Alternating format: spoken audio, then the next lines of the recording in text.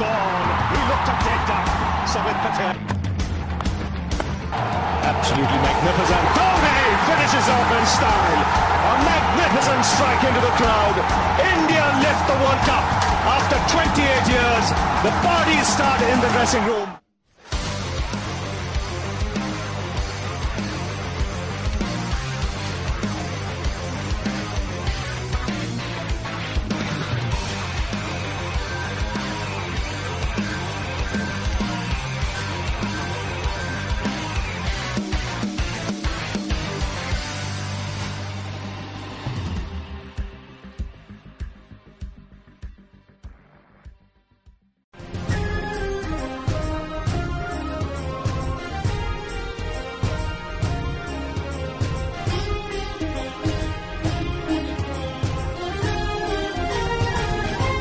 चैत्र मास में सावन का एहसास कराती बारिश और ओलावृष्टि ने किसानों के खून पसीने की कमाई खड़ी फसल पर पानी फेर दिया। भारी गर्जना और बिजली की कड़कड़ाहट के बीच शुक्रवार रात से ही बारिश का दौर रुक रुक कर चलता रहा, जो शनिवार को भी पूरे दिन जारी रहा।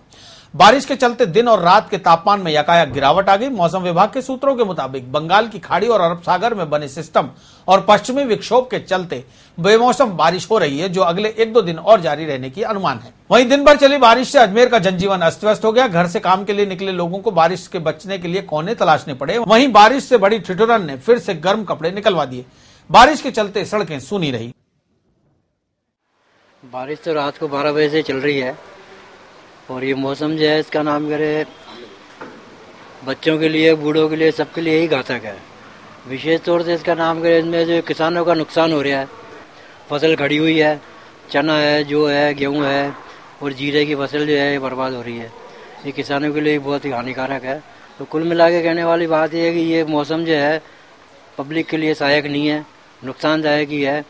और इधर स्वाइन फ्लू फैला हुआ है, उसके लिए भी घातक ही है। बारिश की वजह से पूरे सुबह से अस्वस्थ चल रहा है और इससे कई जनहानियां भी हुई है। जैसे अभी फसल खराब हो रही है और प्लस जैसे अभी शीतला माता का मेला भर रहा है, यहाँ भी आम पब्लिक जो शीतला माता मंदिर में आना चाहिए वो भी नहीं आ पा रही है। और जो वहाँ दुकानदारी जो गरीब लोगों के स्तर पर है, दुकान लगा के बैठे हैं वो सोचते हैं 2 पैसा कमा के निकलेंगे, तो बारिश की वजह से सारा तहस नहस हो गया है। बारिश के कारण पूरे दिन का लगभग पूरे दिन का यातायात बाधित रहा। उसके साथ ही साथ जो छात्र थे जो महाविद्यालय में अध्ययन करने के लिए जाते थे, उनका अध्ययन भी इस बारिश के कारण काफी हद तक प्रभावित हुआ। इसके अलावा जो व्यापारी कामकाज थे या फिर जो कोई दूसरी दैनिक दिनचर्या थी जिसका संपादन हर व्यक्ति करता है, उसमें काफी हद तक डिस्टर्बेंस और परेशानी का माहौल बना रहा। इसी तरह पुष्कर में भी शनिवार को अचानक गर्जना के साथ आसमान से ओलों की तेज बारिश हुई। नींबू और कंची के आकार के ओलों की बारिश से क्षेत्र में अफरा तफरी मच गई और लोगों ने इधर उधर भागकर अपने लिए छत तलाशी। वहीं आसपास के ग्रामीण अंचलों में यह बारिश किसानों के लिए आफत बनकर परसी। पुष्कर क्षेत्र से सटे गनाहेड़ा, कानस, देवनगर, होकरा सहित विभिन्न गांवों में गेहूं और जौ की फसलें पककर तैयार हो चुकी है। ऐसे में ओलों की बारिश से किसानों की फसलों में भारी नुकसान हुआ।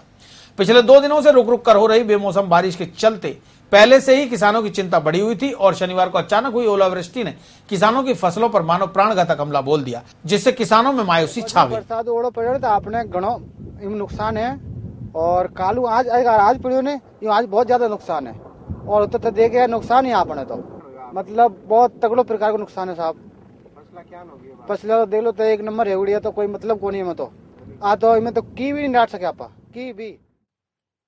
आसपास के ग्रामीणों का कहना है कि ओलों की तेज बारिश से उनकी आधी से ज्यादा फसल बर्बाद हो गई है। क्षेत्र में गेहूं के अलावा गुलाब, गेंदी, हजारे और जामुन के पेड़ों को भी काफी नुकसान पहुंचा है। मौसम के बदले मिजाज के चलते पूरे क्षेत्र के कृषकों की उम्मीदों पर पानी फिर गया। अब किसानों ने अपनी बर्बाद हुई फसल के लिए सरकार से मुआवजे की आस लगा रखी है। 2 दिनों बरसात तगड़ी हो रही है। बरसात के कारण ओला मोटा नींबू जान का पड़ा जी ज्यादा नुकसान है और भी बाकी फसलों में काफी नुकसान है और आधी में ज्यादा फसलें नष्ट होगी। मांग करो आप और सरकार चाहो कि मतलब कुछ सहायता मिले तो बढ़िया है। इस ओलावृष्टि से बहुत भारी नुकसान हुआ है क्योंकि अभी कलम की गुलाब है, उस कलम की गुलाब की अभी जैसे ओले पड़े उससे पूरी की पूरी कोंफड़े टूट के नीचे गिर गई, जिससे लाखों रुपए का नुकसान हुआ। और गेहूं की फसल के लिए तो बहुत ही ये नुकसानदायक है क्योंकि जैसे ही ये ओले पड़े इससे जो गेहूं की बाड़ी है पकी हुई है और बाड़ी से पूरे के पूरे गेहूं मतलब टूट के नीचे हैं। इसमें यूं मानो कि 50% नुकसान हुआ है इसके किसानों के। मतलब जो गेहूं 50 मन होना है तो वो 25 मन गेहूं होगा। वहीं आसमान से बारिश के साथ गिरी बिजली से गांव 12 मील सराना की रहने वाली कमलेश झुलस गई, जिसे परिजन जेएलएन अस्पताल लेकर पहुंचे, जहां उसका इलाज जारी है।